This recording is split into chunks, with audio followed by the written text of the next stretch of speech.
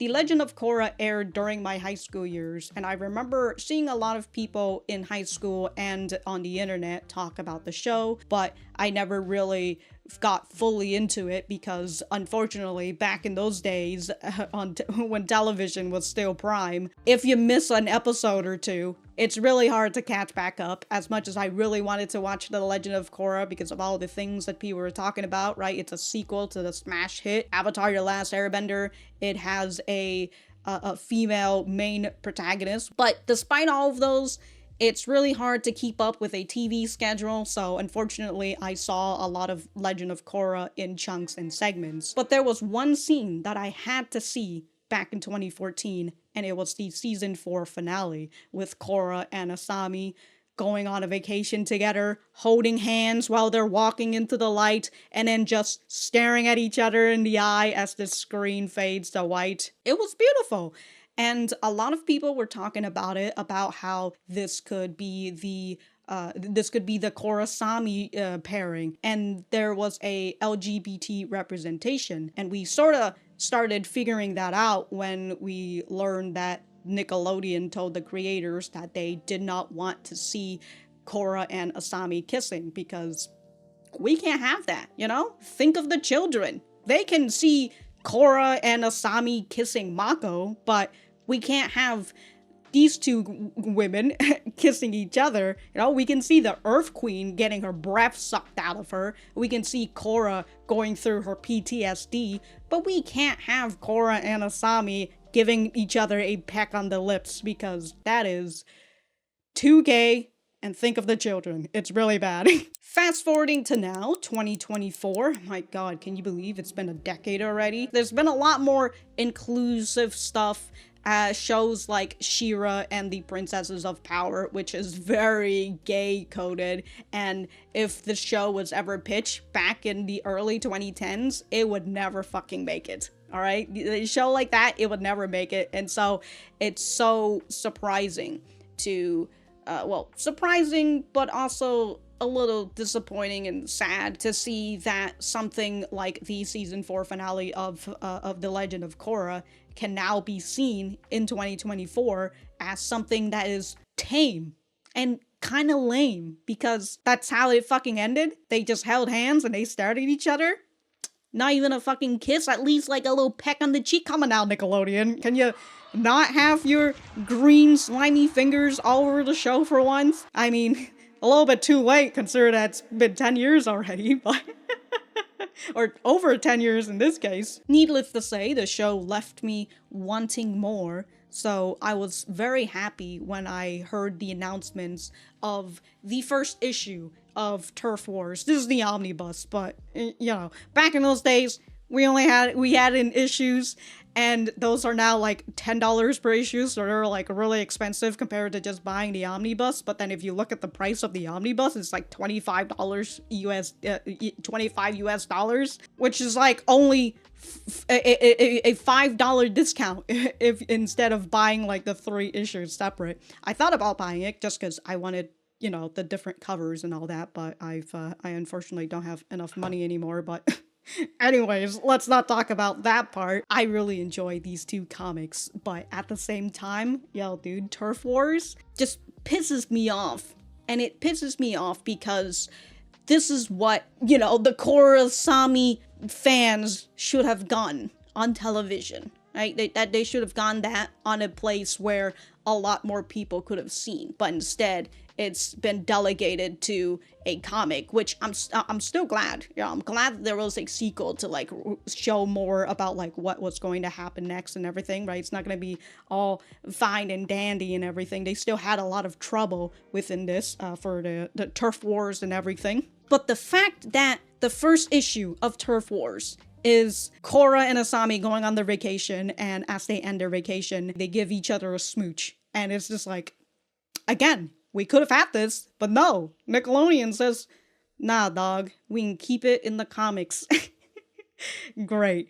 Anyways, as I've said, I've read through both of those comics, and I've written a couple notes, some highlights that I thought about the about the comics and everything. So I'll just give you some of the highlights that I really enjoyed. And of course, spoilers for like both of the comics. I'm gonna be talking through that. Spoilers for the Legend of Korra too, because you know I'm gonna be talking about that because it's about the Legend of Korra. Spoilers for everything, all right? So despite this being called Turf Wars, it's definitely a lot more focused on Korra and Asami's relationship, with the Turf Wars really being the background, right? We've got our two new characters in this, Tokuga and Jargala, somewhere around there. They're characters that don't really matter as much. Again, it really feels like they're just there as fodder, just to continue the storyline and everything, but the main focus is about Korra and Asami, and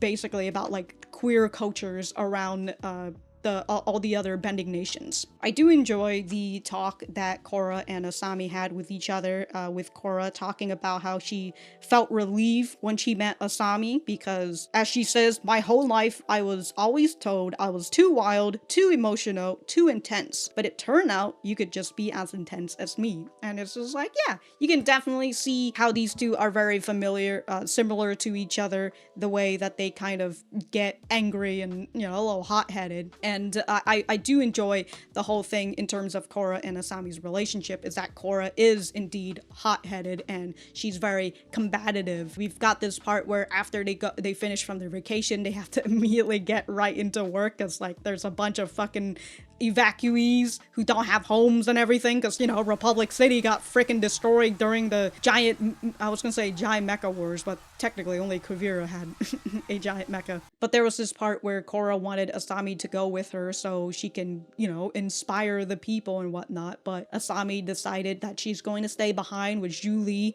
and do something more practical. And Korra hears that, and she's just like, oh, so going out there and doing my avatar duty or inspiring people isn't practical? Alright, she gets combative about that, and Asami just has to, you know, get her to just fucking chill a little bit. And there was another scene where I currently can't remember what it was specifically, but Korra had also gone combative towards Asami, but again, Asami diffuses that. That is to say, Asami kind of ends up doing the same thing as Korra with, what the hell is his name? Keum? Somewhere, Keum? I don't know how to pronounce that, other than it kind of sounds like another word that I may end up saying eventually. Asami also does it to Jargala, though both of these people deserve the tood. On another note, I keep saying this comic's more focused on Korra and Asami's relationship, but I also mean it's more focused on them in general. So for Keum, Asami doesn't like him because he's a businessman who drew out on her father's important deal. And right now, he has the deed to the land where the portal is, and he wants to turn it into an amusement park. We later learn that the important deal Keum withdrew from was for a gas bomb, I believe anyways. Either way, it was going to turn into a poison gas bomb when Tokuga got his hands on it. You see, Keum may be a greedy businessman who's just taking the opportunity, but he's not a murderer, alright? He turns around towards the end and gives up the land because he was saved by Asami and Korra. Good for him. Why did I go on a tangent about Keum instead of talking about Korra and Asami?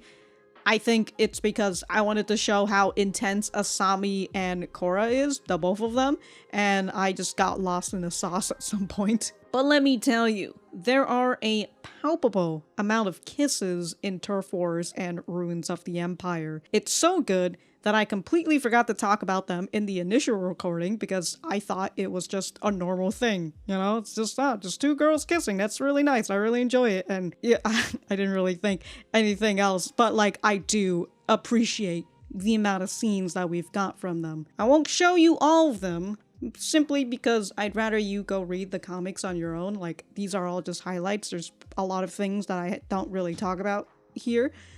So I highly recommend you read this, and also Ruins of the Empire. Towards the end, Korra makes up with her dad about her dating a woman, so that's nice. I think I called him Torque or something at some point, but his name is Tonrak. Just want to make sure I corrected that. And at the final scene of Turf Wars, we got Korra, who musters up the courage to tell Asami she loves her. I thought that was a beautiful scene to end on, so I really, really enjoyed it. Also, I have to compliment the person who colors this. I think his name is Killian. I don't know how to pronounce it, if it's like just saying NG or is it N or something. Anyways, I love the coloring. They're the one who did the coloring for Runes of the Empire as well, and it is just chef's kiss out here. Also, I like the part where I said that I'm not gonna show all the kisses, like I'm gonna keep out something because I want you to read it. But then I'm over here like, I am technically in the spoiler zone, so I don't know why I'm over here telling you that you should go read the comics. I'm assuming that you've already read it, but in case you haven't read it yet and you're still here, I highly recommend it. Even though I just told you the ending, but whatever. You've already taken the risk when you came in here. I'm a little bit all over the place, but there is one note that I wrote where I said, Bolin is now a policeman. He really gets around. Season 1, he was a pro bender. Season 2, he was a mover star. Season 3, he technically didn't have a job, but he helped. He helped the Avatar out with finding the Airbenders and all that. Season 4, he was a part of Kuvira's army, and now he is a policeman partnering up with his brother Mako. Mako, by the way, spends his entire time in this comic with a sling because he had gotten injured from doing the whole electrical stuff inside Kuvira's mecha arm sting. Anyways, I thought the lightning in the show hit his chest for some reason, but no, it actually hit his arm. And as we see in the Runes of the Empire, when he finally gets his sling off and he can use his arm, you can see that he has like a very cool looking scar around him, Anyways, consider that Turf Wars is focused a lot more on Korra and Asami's relationship and having to touch upon the idea of being gay in other culture. I really like that they decided to expand a lot more on it, where Korra and Asami established their relationship, and the first thing that Korra wants to do is go back to her parents and announce that she is now dating Asami. It's just like that, just fucking snap, dude. She's just like, hey, before the vacation ends, let's go to my parents, let's do it right now. And Asami's just like, hold on, Korra, chill, alright? She goes home, she tells her parents, and everything was fine and dandy until her dad, Torque? Is that what his name? Anyways, her dad tells her, hey, maybe you should try and keep this to yourself. Keep this a little private. It's a family matter, so like you shouldn't go out and tell about this to other people. And Korra got upset at that because she's just like, why not? You're telling me to fucking keep the secret because other people are gonna have problems with it? Like, fuck them. I don't give a shit if they have a problem with it. I'm gonna tell everybody. But after that nice happy moment gets ruined, Korra and Asami leaves, and I like that Korra apologizes to Asami. It's just like, my dad is right. I do get overexcited. You were telling me that you didn't want to do it, but then I just steamrolled over you, and I just, did it anyways. Asami was just like, no, it's not that I was uncomfortable. Well, I mean, I think she was a little bit, but it's not that she didn't want Korra to, tell the world about it. It's just that she felt a little selfish and she wanted to keep Korra to herself at the time. Don't want to make it a big announcement or anything, but, cat's out of the bag now, and so they've just decided that they're going to, at the very least, tell the people that they are close to, like Mako and Bolin. But when they came back from their vacation and started working and all that, we saw Kya. Is that how I feel like I've heard her name this whole time, but I just don't know how to say it. Kya? I would've, okay, anyways. Kya notices that there is something gay about Korra and Asami. So as Korra and Asami have this nice little scene where it was like a beautiful sunset, but Korra is just staring at Asami. It's just like, yeah, it is beautiful indeed, the little gay moment. Kya comes up to them just to congrats them for their, newfound relationship. And she makes mention that she had also had a girlfriend before, and I thought that was really funny. I thought this whole scene was very entertaining because Kat literally just came into the scene just to establish herself as the elder gay. She's just like, I've seen you baby gays. Y'all just come out. Well, here I am. If you need to talk to me about anything, I am here.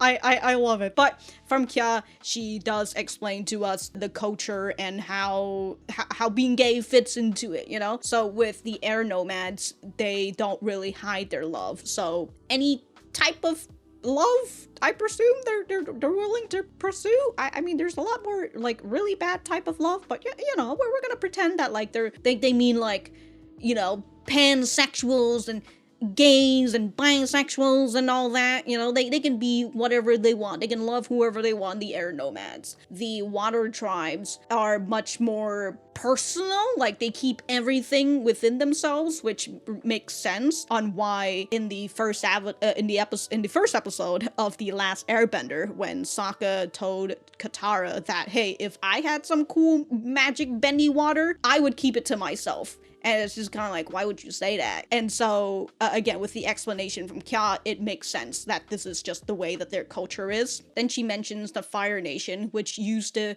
be lax with the gays until Fire Lord Sozin came and he he banned the homosexuals, you know?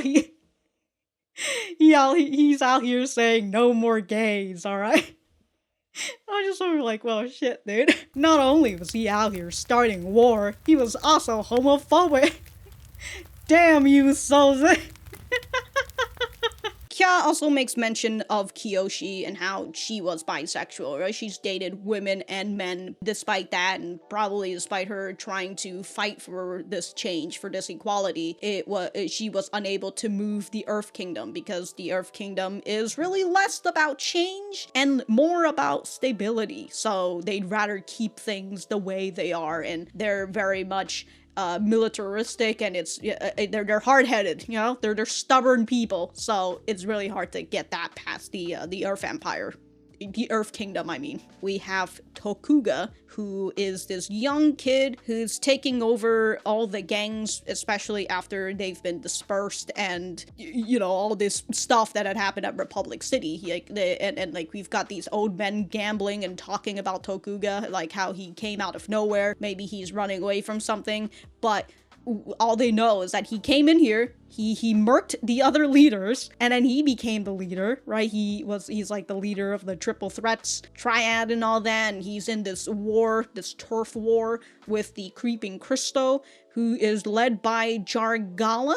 You know what? Let me go look at her name again. Okay, yeah, her name is Jargala. They gave Tokuga Jets' weapon, the hook blade and everything, and I thought that's pretty cool, although they kind of took that away. Yeah, he had that nice sword, and then Bolin just used his lava bending to just cut his sword. But Tokuga was hired by Keum,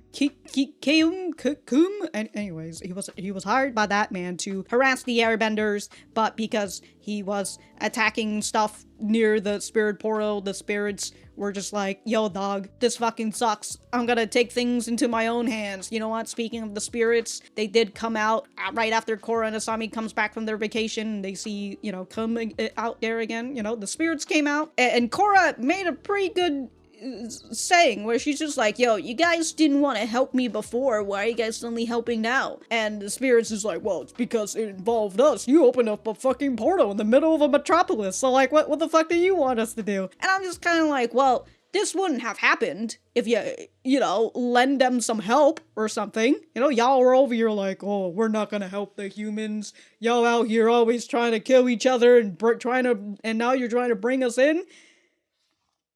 Well, unfortunately, you guys have been brought in since, like, the other two portals have been open, you know? So, like, you can't still make it like, oh, it's not about business or whatnot. You know, it's just like, it's the whole idea of just being complicit and just like putting your head in the sand. It's just like, la la la la, as long as I don't see, as long as I don't hear it. It's totally okay. Tokuga came and attacked. The spirits are pissed, and the spirit thing was coming for Tokuga. Tokuga saw Korra and the spirit talking with each other, so he assumes that Korra told the spirit to fucking attack him, because that's just how that goes, you know? And I just love it that the reason why Tokuga got hit by the spirit was because Korra was too busy saving Asami. You know, she was flying after the spirit, and then she hears Asami, you know, scream, and she's just like, oh shit, Asami got splashed with water. I mean, from a waterbender, she probably got fucking hit with like a wall or something, you know, really hard water. The spirit hits Tokuga and turns him into a half spirit, half man. I think this is the first time we've seen a spirit turned a human into something. I think so. I know that like humans have the capability to become spirits, you know, with the finale of season 1 of The Last Airbender with Yui, I think that's her name, becoming the moon spirit and all that. So there is the potential that humans can do that and humans can roam the spirit world and all that. So the idea of humans can turn into spirits or monsters or something, you know, understandable, but I think this is the first time. If not, feel free to correct me, at least in, like, the TV shows anyways. So, like, if something else happened in the comics or in the books or something, I don't know. In my notes, I just wrote, how does this man have 12 toes? I thought initially they called him Two-Toe Ping or something, but then they mentioned he has 12 toes, and I'm just like, what do you mean 12 toes? And then they showed his feet, and he had, like, 6 toes on each feet, making up 12 toes. Like, how did that happen? How did this mutation happen? Like, why does this man have 6 toes? And, like, does that benefit him from anything? Like, it just looks like he has a harder time wearing shoes because you know, the tip of his feet is, like, a little wider because of the extra toe. Throughout this whole thing, we had more focus on Zhu Li as well. She's out here helping the refugees and everything and trying to make sure that they got food and, you know, new homes and whatnot. And we had the talk of President Raiko, who is just a fucking piece of shit, honestly. Like, all he really cares about is staying in power, and he doesn't really care about the people and all that. I really enjoy that they introduced this new character who is basically his PR. And the guy just, like, knows how to spin stories. He's just a professional story weaver out here. Let me see, what is his name? Wenyun. There you go, that's his name. He has a pompadour for his hair. God damn, dude, what a guy. Anyways, yeah, President Raiko was, like, at a -3% of approval. And even Raiko's just like, -3%? Is that even possible?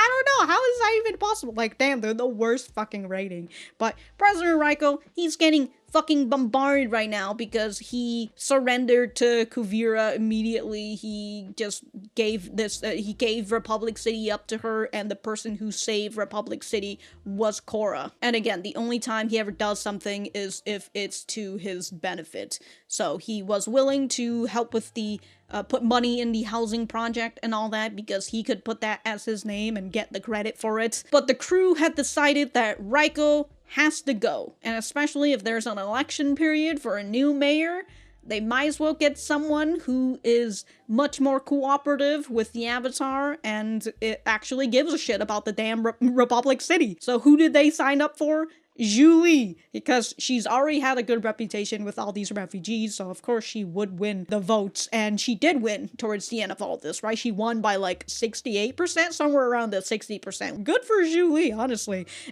I will say, when it comes to like the relationship between Zhu Li and Varric, dude, Varric is like whipped for both of these comics. He is whipped. Varric doesn't get a lot of screen time in this because they don't particularly need his genius at the moment. Like, he's not really inventing or making anything new at the moment. So yeah, the way that they just portray Varric, he's just a whipped man. And good on him, honestly. Look, I'd let Julie whip me too.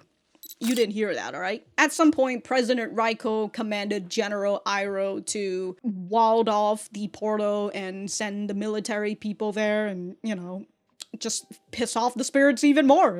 That's how you fucking do it, you know? Just keep poking the goddamn bear and we'll see how it fucking attacks. But this gets the airbenders wanting to do something, you know? And so as they were trying to figure out what they should do, Milo wanted violence, right? He's just like, we should bring the entire airbenders to the portal. And Tenzin hears that, and he's just like, yeah, you're right, we should have a peaceful protest. Milo, I didn't mean peaceful protest, I just say we should just fucking beat them up, but yeah, sure, whatever, Dad. And so, the airbenders fly to the portal to do a nice little peaceful protest. And I thought that was so funny that, like, these people are out here doing peaceful protests, and then President Raiko comes over, and he's just like, alright, General Iroh, get the waterbenders here, hose them down. Yo, the airbenders were getting hosed down. That was funny. at some point the creeping crystals came to threaten Asami, or, you know, just try to get her to be like, hey, give me some money, you know, a little protection money, the typical mafia shit, or triad shit in this case. And I was just like, okay, whatever. And then we had like this moment where it looks like maybe the creeping crystal came and attacked her, but in reality it was actually Tokuga and his gang. The creeping crystals are just fucking chilling. Again, Tokuga and Jargala pretty much take a little bit more of a backseat, although with Tokuga, he is the guy who is actually moving the plot along, essentially. But Jargala, she's really just there. There really isn't anything to talk about, and I just find it really funny that she's on the fucking cover, because, like, I expected her to do something, but she really doesn't. Korra and the gang finds out that Asami's gone, so she goes to the creeping crystal. She realizes that they're not there, and so the only other option is that maybe it's something related to Keum, or whatever, right? So they go to him. I wrote in this part where I said, Tokuga tells Korra that her actions have consequences, but I don't remember where he said that specifically, but I would presume it's like after he kidnapped Asami and, you know, he's using her for ransom, or using her as a hostage so then he can go and take over the turf and everything. He realized his plans were small back then, right? He's just like, I just wanted to take over the triads and, you know, become the most powerful triads and all that, but after getting hit with that spirit and getting turned into this monster, I'm more powerful, my mind's sharper and clearer. I realized that, why the fuck am I trying to take over the triad? Let me just take over Republic City. And then for some reason, his bright idea is like, hey, I'm gonna take over Republic City, and you know what I'm gonna do? I'm gonna get Asami and Keum. Well, actually, Keum didn't really do anything. Asami did most of the work, according to from the way that they show in the comics. She's the one who helped build the gas bomb and everything. And yeah, he's just like, I'm gonna take over Republic City, but also let me fucking gas these people. Just really gotta make sure that, you know, there's gotta be nobody in Republic City. Anyways, going back to my notes about how Tokuga tells Korra that her actions have consequences, but like, he's the guy who decided to take the job to harass the Airbenders, so like, don't you think your actions have consequences? I'm just saying, you know, you should have an idea that the spirits, you know, might be a little dangerous. Consider that, like, the whole fucking, actually, I don't know if he knows about the whole Vine stuff and whatnot, you know? All he needs to know is that there's a big explosion, or like he came here a couple weeks ago, like after the incident or something, and then he started taking over, Tokuga, I mean.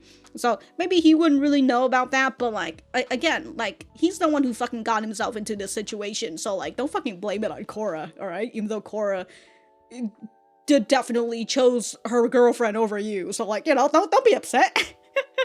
As you said, my guy, you're stronger, you're keener and sharper than ever, you know? It's a blessing, not a curse. I definitely like the idea of the creeping crystal triad, but again, Jargala does absolutely nothing, alright? I mean, the one thing that she does is she led them through a tunnel that took them to where Tokuga and Asami and Keum was. And then she had this moment where she got Tokuga, right, with the creeping crystal, got his arm stuck to the ground, and she's just like, I'll show you why you should never mess with the creeping crystal. And then Tokuga just used his tentacle arm to break the rock, and then he just left, and I'm just like, alright, cool, that... Thanks, Jargala. A for effort, you know?